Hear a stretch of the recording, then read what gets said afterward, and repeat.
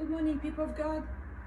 Um, I would like to continue my series about divination. The previous video talked about astrology, and now I would like to talk to you about the dangers of divination. What does it mean, divination?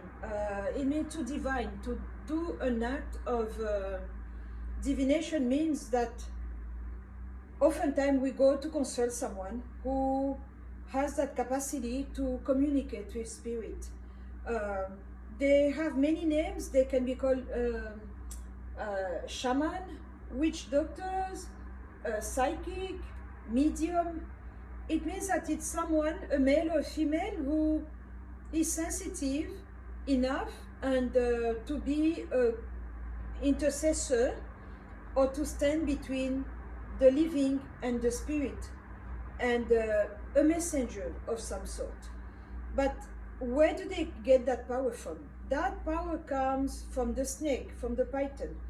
We have in the book of Acts, in the Bible, right after the 4 Gospels, we have this lady who was a maiden, and she was working and producing money with a gift of seeing. She was a seer. She was seeing things. And she followed Paul, the Apostle Paul, and saying, these are the men of God, these are the men of God. She was telling the truth. They were men of God. But the source where she was getting her information from was not the right one. And we know what happened afterward. The Apostle Paul cast out that spirit. And it says in the Bible that she was working with the spirit of the python. A python is a big snake, as you know. But we need to go back. Where is that snake coming from? Everything started in Genesis. Every problem that we have today in the world, we have to go back to the book of Genesis. That's where our issues started. We see this creature who comes, appears from nowhere. We don't know his father or his mother, no names. The creature appears and speaks to Eve. Speaks to Eve, and he convinced her, he beguiles her into eating the forbidden fruit. She listened to him, and she ended up eating of that fruit. And when Adam comes, she convinced him, and he also ate of the fruit. And we find that story in the book of Genesis, the 3rd chapter. That's the fall of man. And that's how our first parents, Adam and Eve, fell.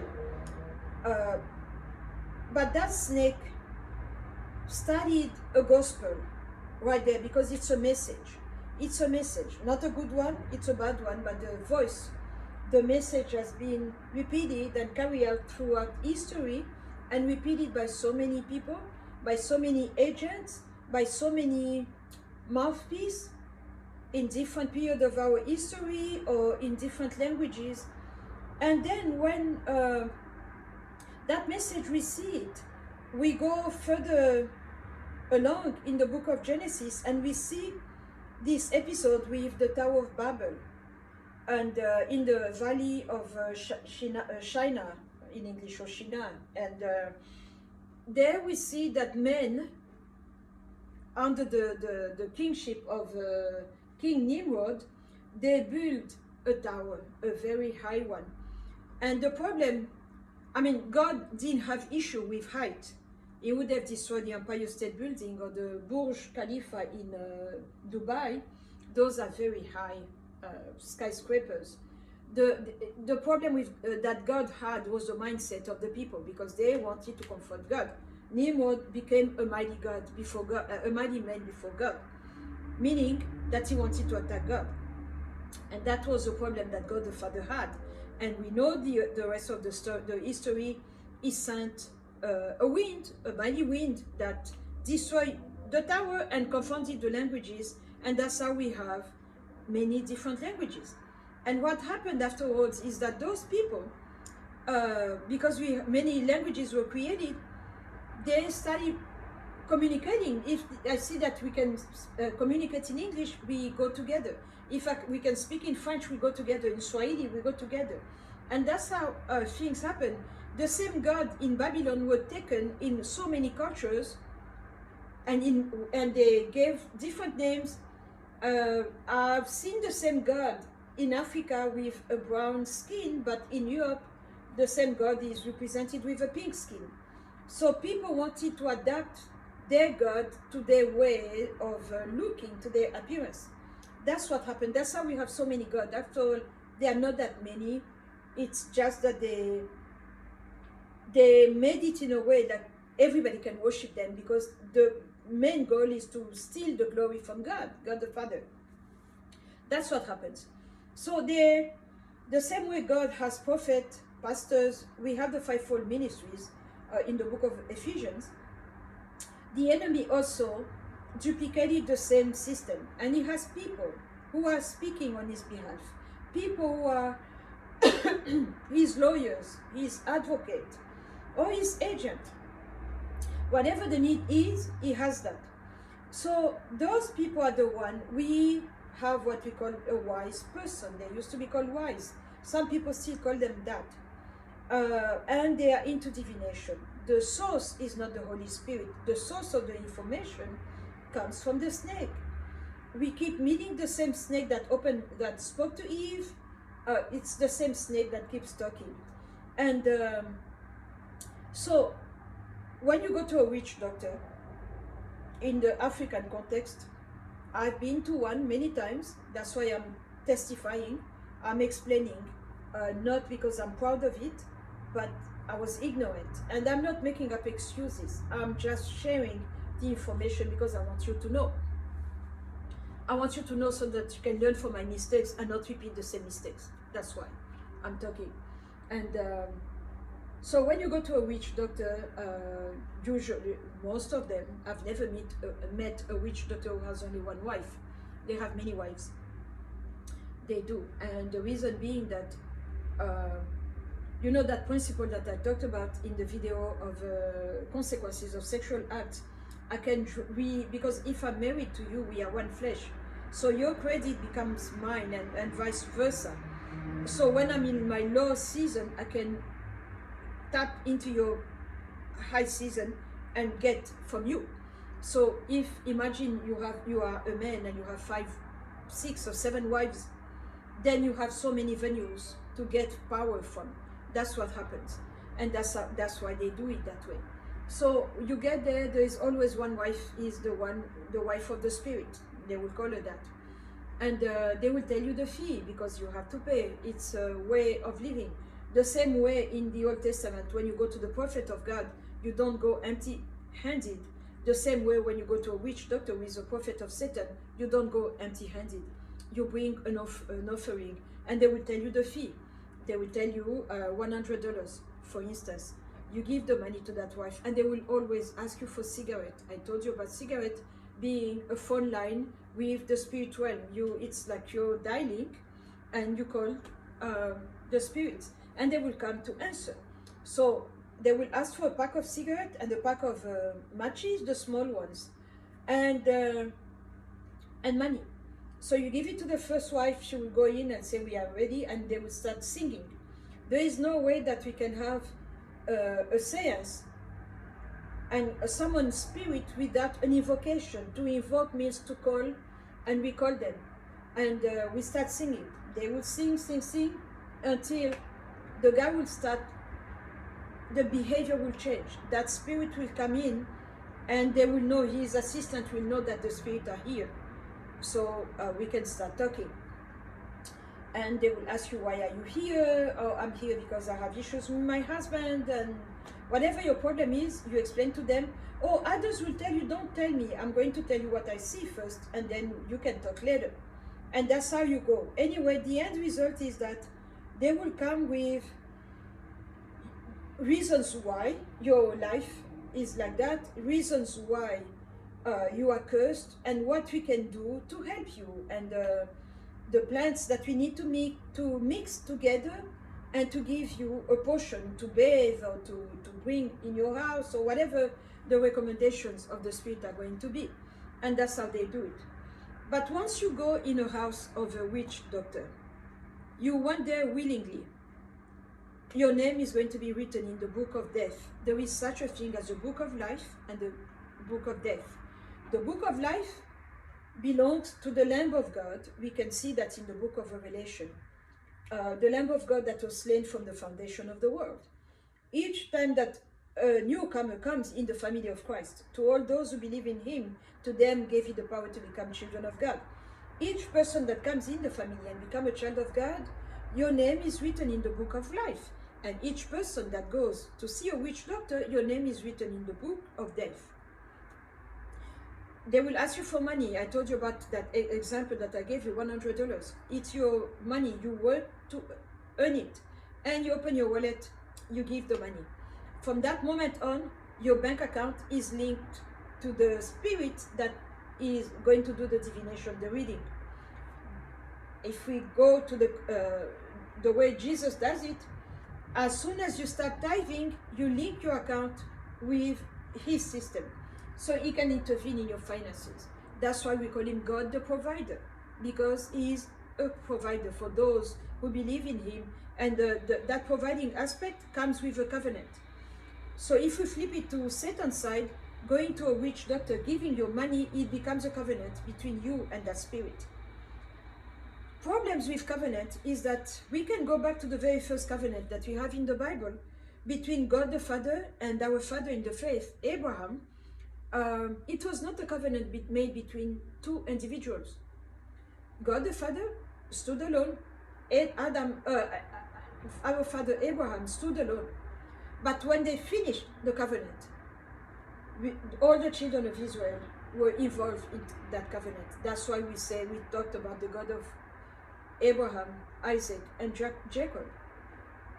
When Abraham stood before God, he had before him his seed, all of them. They were not born yet. When God shows him, he tells him, look, your descendants are going to be like the stars in heaven. Can we count the stars? No. Or the sand on the seashore, can we count them? No. All those people became involved in that covenant through one person. That's the danger of what I'm talking about, because one person can bring death in the family and one person can bring life in the family. And we can see that in the book of Ezekiel, when Ezekiel 22:30, when God says, I was looking for men among them to stand in the gap. I am standing in the gap for so many people in my life, my family, my father's house, my tribe, my state, and my country, and for the continent of Africa. So the same way, I can be a source of problem for the same people that I just named here, because it's a function, it's about a covenant. So when your money goes to that spirit that will do the reading, the divination, because he's the one talking, and he is going to connect with a familiar spirit that knows you, because he's a demon that has been following you, and that demon will give him information, and that's how he's going to give information. So you can get there and have the witch doctor switch and start speaking in a language that he could not speak in a normal time. We see that in the Bible with speaking in tongues, it's a language that we don't know, or we saw that when the apostles received the Holy Spirit in the book of Acts again, and when people saying that the apostles were drunk, and Peter came forward and said, no, men of Jerusalem, we are not drunk. This is that was spoken by the prophet. They were heard in many different languages. The Spirit of God can open up your mouth in a way that you can speak other languages that you do not know in a normal state. So the witch doctor will start speaking to you in French or in English or Chinese, and then to convince to you that he is really your father, your dead father came back. Oh, I went there, my father spoke to me, my grandma came forward, and she explained to me the source of my issues and this and that. Those are familiar spirits, and we all have them because they are roaming and following every family on this planet. So that's what happens. And then the witch doctor will tell you, you need to bring a chicken. We need to sacrifice the chicken to the glory of the dead ancestors, or a goat or a cow, depending on the family and the money that you have, because those are different prices. And then as soon as you do the sacrifice, they kill that animal, they might ask you to eat it or to drink the blood or whatever the witch doctor will prescribe to you, because then it becomes like a pharmacist that will write a prescription that you must follow and to agree with. At that moment, your wealth that is represented by livestock will be opened and up for grab to that spirit. So for us Africans, who we all own goats, cows, or chicken, things will start going wrong. Like we start going down and losing things, losing money. You can go in a store, you purchase something for $50, you give 100, but it's like you've lost the other 50. You cannot explain what you did with that money. It doesn't add up. Your spending and what you have right now, it doesn't add up. That spirit came to take some. Your food. You can buy food and say, this is my planning for the whole month. I filled up my pantry, but things will go down, and it's like I have to go back buy food again, because the spirit came to eat with you. You gave them a chicken that you ate with them. There was a communion there, so your things becomes theirs, and theirs become yours. And oftentimes in a witch doctor house, he is going to connect with a dead person, and that person will connect them to a demon. So that's how it goes. So when they come to you, you are still living, you are alive, you have a job, and you are earning an income. They will come and take a portion of your money, take a portion of your food, take a portion of your Zoe life and your life, because we all have a life, and we all have light in the belly. That light comes from God.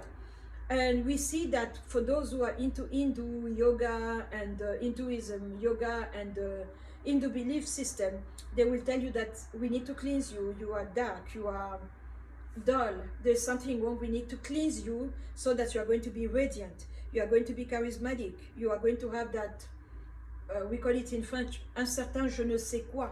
That je ne sais quoi comes from within. It's not an appearance, it's not makeup, it's a light, a glow that comes from within. That's the light of life. Life and light are together. Death and darkness are together. And they don't come from the same source. So life and light comes from the good side, and then the others come from the bad side. That's how it goes. So that's what happened when you go to a witch doctor. I had to pray and to repent. Repent, I'm talking about repent on my knees, not just say, oh, I'm sorry, Holy Spirit. No, I'm talking about a repentance, like where you cry ugly and you, my eyes, my nose. I had to repent because the Holy Spirit allowed me to feel, when you're in that moment, when you pray in the still of the night at 1 a.m., 2 a.m., everything is quiet. And He will show you the magnitude of what we did. Oh, it's not pretty. It's a sin, it's a grave sin that we do. And I repented for myself. I repented for my father, my parents, because I didn't have a job back then. And I will tell them I need to go to a witch doctor, and they will give me the money. So it was their money given to me, and I went. So they were guilty by association. So I repented for me, I repented for them. And then I repented, and I had to sever every tie, spirit tie, soul tie, and then go take back my blessings. And then I discovered something also, that the witch doctor has the capacity. I think you've heard people say, your star is very bright, your star is very, that star is connected to the light I was talking about. In God, I call it light. In the world, in that divination world, they call it star. That's why they say we are going to question the stars. So we are talking about the same thing, but in different terms. And so the witch doctor will look at you, and he will not tell you. He will tell you your issues, but if he sees that you have a bright light, he can tap into that light for himself. for his own benefit. Not so he's stealing from you. You know, like in physics, where you have two vases, two containers, and like a bridge. So your blessings will start going there.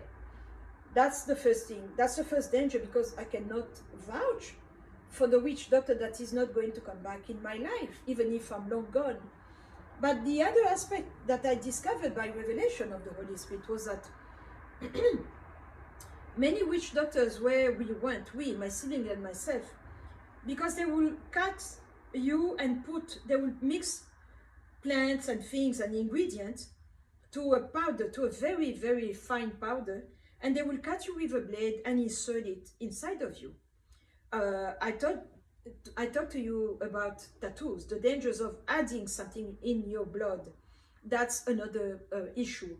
Adding something inside of your blood, because it comes inside of me. I receive it, and I'm grateful to the witch doctor. So that means I agree with divination.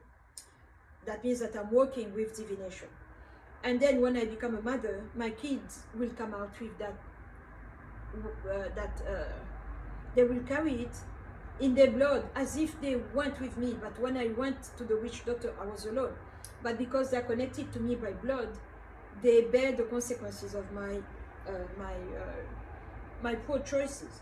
So I had to repent for that, because if you're a blessed person, in the Bible we are called blessed, but they will say if your light, your star is bright, they can take through the blood that is on that blade, because you know that law in physics that says nothing goes to waste?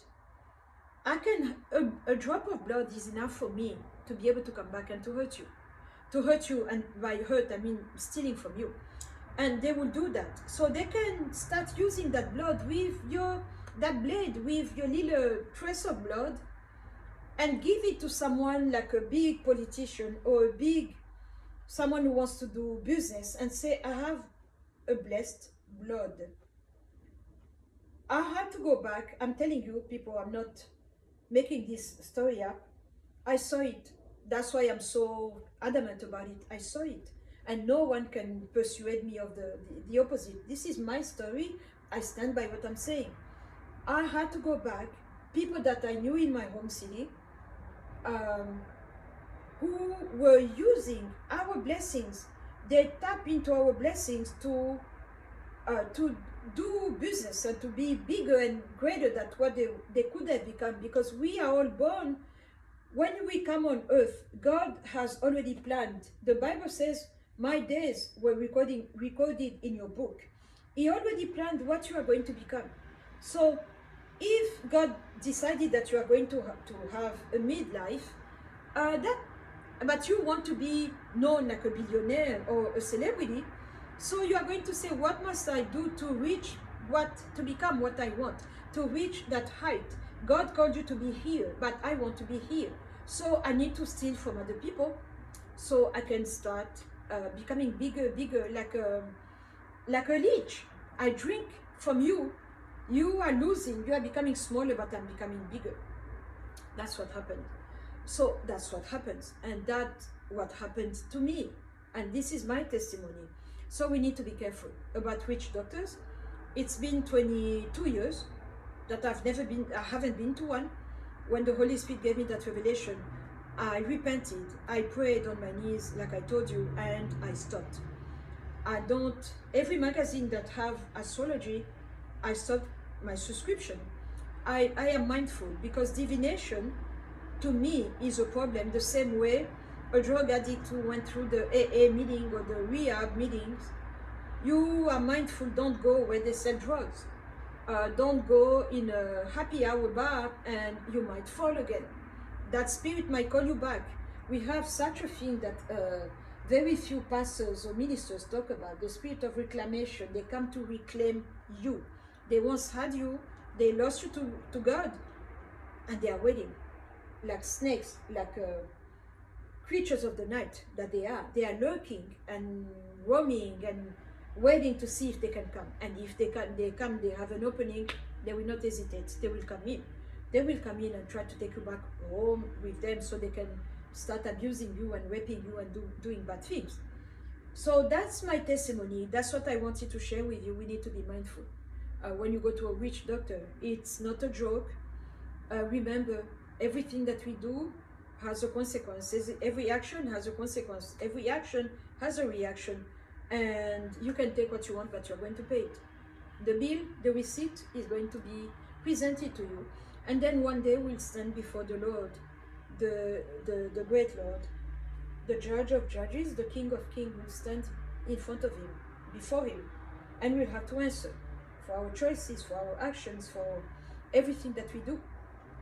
So very few people connect that and the consequences that we have in our lives. But I had to repent. I repented. You know, like I told you, to repent means that I make a U-turn. I go back. I don't come back again. That's what I did. And I had to pray to ask the Holy Spirit to help me to go take back everything that was mine, that was given in those different houses of witch doctors, to take back my light, to take back my star, to take back my Zoe life. Because when you're oppressed or bound, many people are living with you, many people are dwelling with you, many people are benefiting from what you have. And once I was delivered, I realized that what is mine is mine. I'm not sharing it with anyone, so I will not open doors to anyone. I will not expose myself or weaken myself to the point that someone can come and start draining from me, like a leech sucking the life out of me. I don't want that. I don't want that, and that's the decision that I took, and that's how I'm living my life. And that's what I wanted to share with you. So God bless you. God bless you, and may He give you the wisdom. If you want to a witch doctor, to a psychic, to someone who does palm reading or tea leaves, repent. Repent, take back what is yours and close that door. And if you cannot do it, ask the Holy Spirit to do it for you. He's the best person. Oh, he's so good. He's wonderful. He's my friend, our helper, our comforter, our Parakletos. He's all that and much more. He did it for me, so He can certainly do that for you too. And that's what I wanted to share with you about going to a witch doctor and doing divination, going to psychics. Even calling a psychic hotline is not good, because you are opening up yourself and you are allowing a spirit to come and start reading like a book. You open yourself up and they can come now and start reading. But what makes you think that once you leave, they are going to close the book and put it back and say, no, I will not? We don't have that proof. So they can always open my book up and see, oh, a blessing is coming. Let's take it. This is too big for her. Let's take it. This is too good. Let's take it. That's what happened. So please be careful. Be careful, because I see psychic reading, psychic here, and people go to them. And people go to them and even asking, who is going to be my husband? Who is going to be my wife? But they can lead you to a goat instead of a sheep. They can lead you to a tare instead of wheat. We must be careful, because if I'm serving Satan, why will I help a child of God go forward? But on the other hand, on Jesus' side, oftentimes He will ask me to pray for people. Honestly, they don't deserve it. They don't deserve it. I'm like, Holy Spirit, why? I had to fast for people that were really despicable. But I love Him, so I did it. I understand the calling out. I understand the purpose of what He's doing. And since I told Him that I'm a co-laborer with Him, so I will do that. But